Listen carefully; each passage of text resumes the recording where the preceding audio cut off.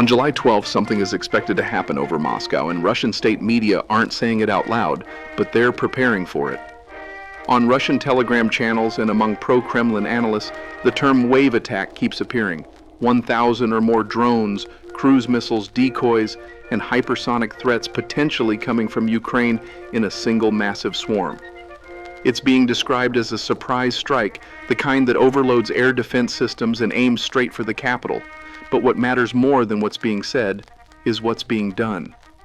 In the last 72 hours, Russia has begun a quiet but deliberate shutdown of the public internet across 79 regions. Not just mobile signals, not just routing slowdowns, but full blackouts, including on fixed-line services. Even landline calls were reportedly cut in some cities. This level of shutdown hasn't been seen since the start of the full-scale invasion in 2022. And yet, no official reason has been given, no emergency declared, no acknowledgement. That silence speaks volumes. Because this isn't just about drones, it's about control. Russia is preparing for an internal lockdown, information denial, and operational isolation. The kind of silence you create when you know the next few days might change everything. The connection is simple. In modern warfare, internet is not a luxury, it's a weapon. For Ukraine, drone strikes rely on cloud-based coordination, satellite relay, and AI pattern recognition. For Russia, internet disruptions are not about slowing entertainment, they're about cutting the brainstem of a smart, distributed, asymmetric assault. Shut down the networks, and you make the drones deaf. Shut down the media, and you control the message. That's why these recent blackouts aren't defensive, they're preparatory. They serve a dual purpose: disrupt potential remote attacks and suppress public panic in advance. Russia tested this tactic last year during limited strikes on Belgorod. But this time, the scale is national. It's not just border regions, it's urban cores, it's strategic infrastructure hubs. And when you take that pattern and match it with the surge of missile defense units near Moscow, the timing is too tight to be coincidence. But here's where it gets more important for us. Because while we're watching how Russia responds, we need to ask, what if that tactic was used in the West? What if a state decided to cut off the internet in a major US city even for 24 hours? No bank apps, no Google Maps, no ride shares, no grocery orders, no gas station credit cards. What would break first, the infrastructure or the people? We like to believe that our societies are too open, too decentralized, too robust for that kind of blackout. But the truth is, we're more dependent on uninterrupted digital flow than any nation on Earth. And we're not just dependent, we're psychologically unprepared for its absence. Let's be clear, Russia and China have both built what's called sovereign internet infrastructure, closed-loop, state-controlled networks that can operate independently from the global web. China calls it the Great Firewall. Russia calls it the Runet. Both nations have rehearsed full digital shutdowns at scale. They can throttle traffic, isolate internal IP ranges, and even deploy content filters on physical layers. Western democracies don't have that structure. The same openness that fuels innovation also creates chaos when disrupted. In most Western cities, a prolonged internet blackout would mean more than inconvenience. It would mean financial dislocation, logistical paralysis, medical miscoordination, and mass confusion. And the scary part? We've already granted the legal tools for it to happen. In the United States, under Section 706 of the Communications Act of 1934, the President holds the authority to suspend or amend the rules and regulations applicable to any station or device capable of emitting electromagnetic radiation within the jurisdiction of the United States. In other words, a kill switch. It has never been used, but it exists, and in a crisis, it would be activated before most people knew what it meant. What's happening in Russia right now might not be a preview of what's coming here, but it's certainly a blueprint of what's possible. Because shutting down the internet isn't just a response to attacks, it's a tool to shape population behavior. It blunts panic. It prevents footage from spreading. It allows state media to control the narrative window. And it buys time. Time for military decisions, time for response teams, time for leaders to act without input from a chaotic public square. And when that tactic becomes normalized abroad, it stops being unthinkable at home.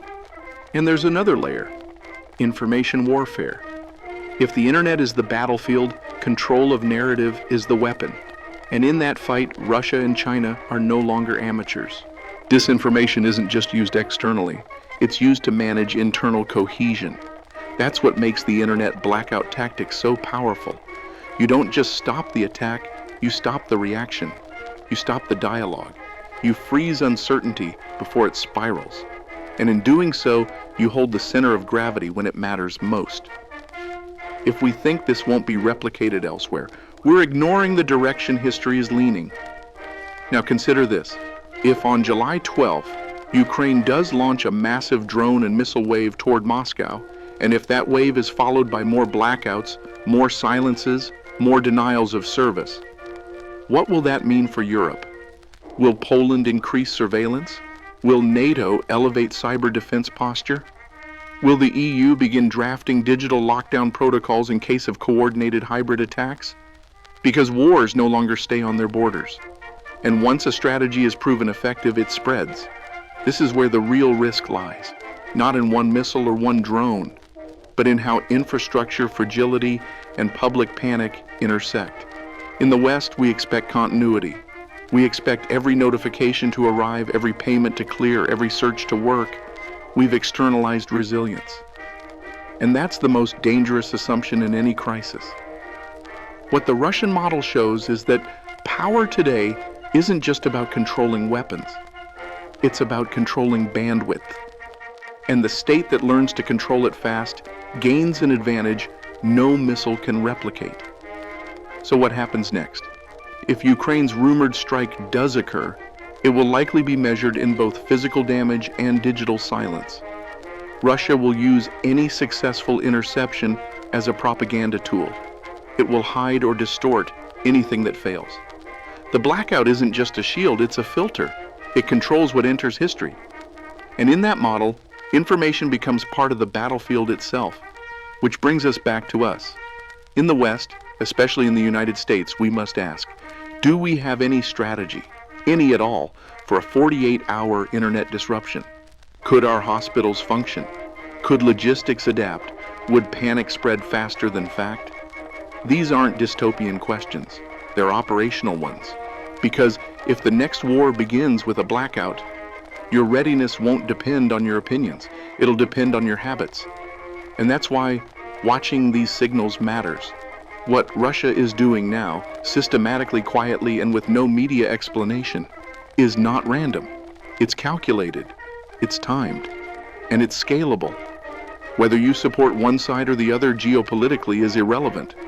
What matters is that someone is preparing for a shift in how war is fought. And we are not. Not at scale, not yet. But it's not too late. This is the window, while the lights are still on.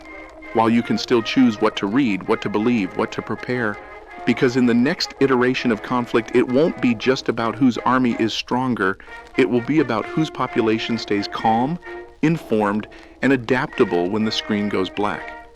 Before we wrap, here's the part no press release will cover, an informed projection of where all this points, if the pattern holds. First, expect copy and paste tactics. Every successful Russian blackout drill becomes a case study for Beijing, Tehran, Pyongyang, and even non-state actors hungry for asymmetric leverage. Second, watch markets, not headlines. If Moscow's internet goes dark for real, insurers will pull coverage on Black Sea shipping within hours, energy futures will spike, and Western cyber insurers will quietly heighten exclusion clauses, telegraphing fear long before politicians admit danger. Third, anticipate escalation by inversion. The West's response to emerging blackout warfare is unlikely to mirror it with a full shutdown. Democracies depend on open flow, but rather to flood the zone with controlled information, rolling out tighter platform mandates, geofenced throttling, and AI-driven content gating sold as resilience. In practice, that means your future newsfeed could narrow to officially approved lanes whenever DEFCON levels tick up, leaving independent analysis in the dark just when it matters. Fourth, remember the civilian wild card. Panic is a force multiplier. If a Midwestern grid or a European banking backbone suddenly blinks, the first 30 minutes will decide whether crowds coordinate or crumble. Governments know this. Drills like Russia's aren't just defense, they're social conditioning. Finally, the strategic horizon, a dual war front, Pacific and Eastern Europe, paired with interior digital suppression changes deterrence math. Nuclear thresholds drop when command and control lines blur, and decision windows shrink from hours to minutes. That means miscalculation risk climbs, not linearly, but exponentially. In blunt terms, a mistimed blackout during an unexpected strike could trigger hair-trigger escalation before clarity returns. Those are the stakes, and why situational awareness is no longer optional but essential. If you're still watching this far, it means you're not just scrolling, you're paying attention.